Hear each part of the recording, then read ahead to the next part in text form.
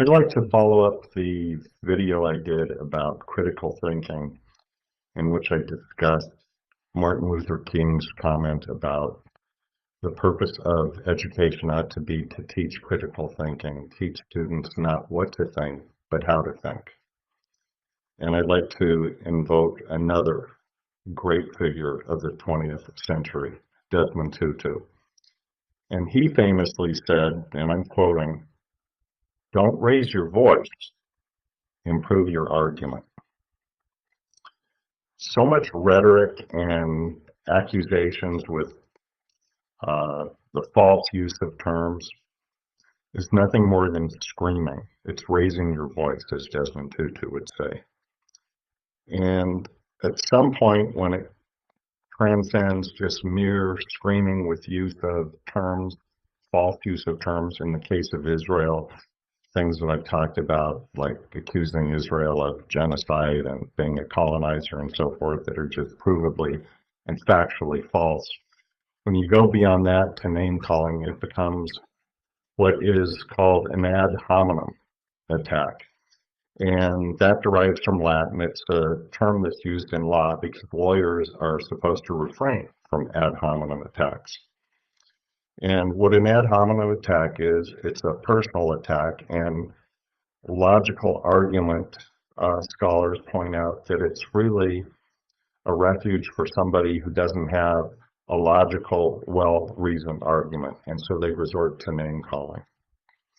A classic example of parody, back many years ago, the 1970s, Saturday Night Live had a segment called Point Counterpoint.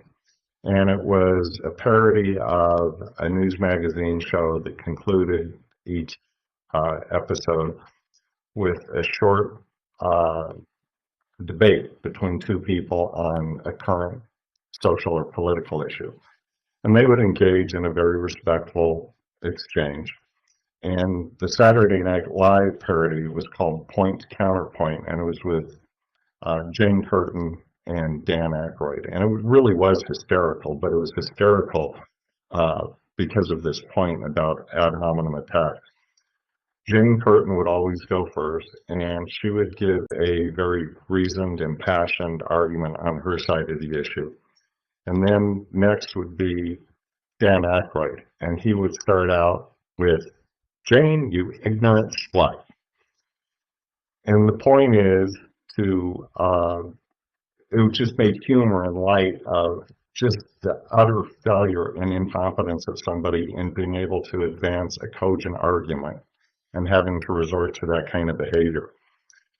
It is such a perfect example of bad argument that a court of appeal in California, in a published opinion many years ago, used it as an example of an ad hominem attack in a footnote.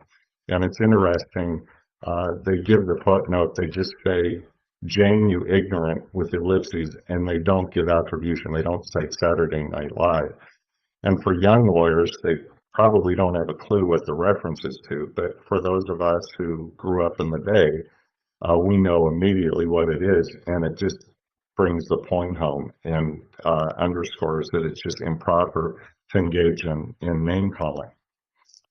And so when you see and hear these protesters on campuses resorting to screaming and shouting and then name calling, that is just an ad hominem attack. And a prime example is when a Palestinian protester yelled at a college-age Jewish student, calling them a baby killer.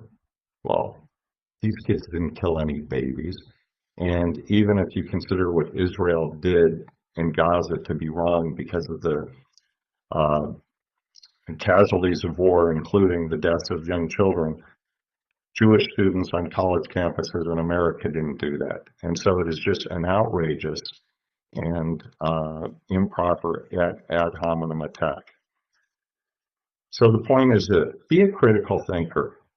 Use your head, think rationally, listen to arguments, and determine whether all they're doing is screaming and turning up the volume, or whether they have a cogent, clear argument.